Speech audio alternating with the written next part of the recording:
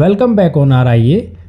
इस वीडियो में हम जानेंगे भारत में कृषि क्रांति, एग्रीकल्चर रेवोल्यूशन या जिन्हें कलर रेवोल्यूशन भी कहते हैं, इनके बारे में कि कौन सी क्रांति किसके प्रोडक्शन को बढ़ाने से संबंधित है। तो भारत में सबसे पहले क्रांति की शुरुआत 1966 में हुई हरित क्रांति से मानी जाती है, यानी कि जो आपकी ग्रीन रेवोल्यूशन है उससे मानी जाती है। इस क्रांति के कारण भारत खाद्यान्न उत्पादन में आत्मनिर्भर हो गया। हरित क्रांति में मुख्य योगदान था उन्नत किस्म के बीजों का, और इस क्रांति के बाद ही अन्य कृषि क्रांतियाँ शुरू हुई, जिसमें श्वेत क्रांति यानी वाइट रेवोल्यूशन, गोल क्रांति, राउंड रेवोल्यूशन, पीली क्रांति, येलो रेवोल्यूशन आदि हैं, जिनके बारे में भी हम एक एक करके जानेंगे। तो ये वीडियो काफ़ी इम्पोर्टेंट होने वाला है, वीडियो को आखिर तक जरूर देखें। शुरू करते हैं हरित क्रांति यानी ग्रीन रेवोल्यूशन से। तो जैसा कि मैंने बताया कि खाद्यान्न उत्पादन से संबंधित थी और इसके कारण गेहूं और धान की पैदावार में अच्छी वृद्धि हुई थी। भारत में इसके जनक एमएस स्वामीनाथन को माना जाता है, जबकि विश्व में हरित क्रांति के जनक हैं नॉर्मन बोरलॉग। ये भी अक्सर आपके एग्जामों में पूछे जाते हैं।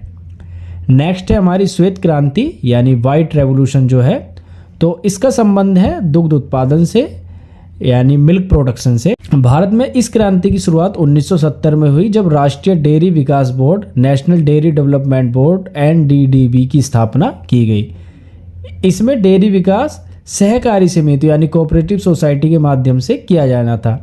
इस क्रांति का असर यह रहा कि भारत दुग्ध उत्पादन में विश्व में प्रथम स्थान पर है। व्हाइट रेवोल्यूशन के जनक प्रोफेसर वर्गीस कुरियन को माना जाता है। दुग्ध उत्पादन में वृद्धि के लिए इस क्रांति को ऑपरेशन फ्लड भी कहा गया था। श्वेत क्रांति जो है आपकी, ये वाइट रेवोल्यूशन, इसका दूसरा नाम क्या है? Operation flood. आगे नेक्स्ट बात करते हैं नीली क्रांति, ब्लू रेवोल्यूशन। इसका संबंध है जल कृषि, एक्वाकल्चर और मछली पालन से। तो मछलियों तथा समुद्री उत्पादों के उत्पादन में वृद्धि करने के लिए अपनाए गए पैकेज कार्यक्रम को नीली क्रांति कहा गया। फिर नेक्स्ट है हमारी पीली क्रांति, येलो रेवोल्यूशन। ये क्रांति खाद्य तेलों और तिलहन फसलों के उत्पादन को बढ़ाने के लिए है, येलो रेवोल्यूशन यानी पीली क्रांति जो है आपकी। फिर है इसके बाद गुलाबी क्रांति, पिंक रेवोल्यूशन। तो ये रेवोल्यूशन प्याज और झींगा मछली उत्पादन से संबंधित है। इस कृषि के जनक दुर्गेश पटेल हैं। फिर है आपकी रजत क्रांति, सिल्वर रेवोल्यूशन। ये क्रांति भारत में अंडा उत्पादन और मुर्गियों की उत्पादकता बढ़ाने के लिए है। फिर इसके बाद है आपकी सुनहरी क्रांति, गोल्डन रेवोल्यूशन।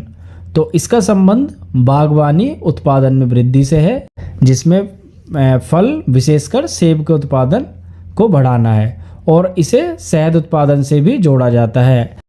तो जो सुनहरी क्रांति है यानी गोल्डन रेवोल्यूशन है, ये फल उत्पादन में वृद्धि से संबंधित है और ये शहद उत्पादन से भी संबंधित है। फिर नेक्स्ट है हमारी गोल क्रांति, राउंड रेवोल्यूशन। इसका संबंध देश में आलू के उत्पादन को बढ़ाने से है। तो भारत चीन के बाद विश्व का दूसरा सबसे बड़ा आलू उत्पादक देश है, और भारत में सबसे बड़ा आलू उत्पादक राज्य है उत्तर प्रदेश। इसके बाद है आपकी धूसर क्रांति, जिसे इंग्लिश में ग्रे रेवोल्यूशन कहते हैं। तो उर्वरक यानी जो फर्टिलाइजर है उसके उत्पादन में वृद्धि से संबंधित है आपकी ये वाली रेवोल्यूशन। फिर है आपकी काली क्रांति, ब्लैक रेवोल्यूशन। तो ये पेट्रोलियम उत्पादन में वृद्धि से संबंधित है। इसके बाद नेक्स्ट है सदाबहार क्रांति, एवरग्रीन रेवोल्यूशन। तो ये कृषि में सतत विकास जो होता है यानी जिसे हम सस्टेनेबल डेवलपमेंट कहते हैं, उससे संबंधित है। यानी कि भविष्य में मिट्टी की क्षमता बनाए रखना, रेन वाटर हार्वेस्टिंग, कृषि शोध, ये सब करना, ताकि जो आपकी कृषि है वो लंबे समय तक टिकाऊ बनी रहे। ठीक है। और फिर आखिर में है आपकी इंद्रधनुष क्रांति, रेनबो रेवोल्यूशन। इसमें जो है आपकी green, yellow, blue, pink, grey, ये सारी जो जितनी भी क्रांति है उनको साथ लेकर चलने का लक्ष्य रखा गया है आपकी इंद्रधनुष क्रांति में, रेनबो रेवोल्यूशन में। ठीक है। तो जुलाई 2000 में नई कृषि नीति लागू की गई थी, जिसे ही इंद्रधनुष क्रांति नाम दिया गया।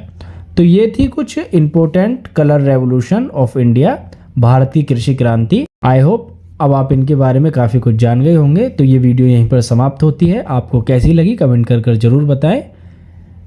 वीडियो अच्छी लगी हो तो लाइक करें, चैनल पर पहली बार हैं तो सब्सक्राइब जरूर कर दें। धन्यवाद।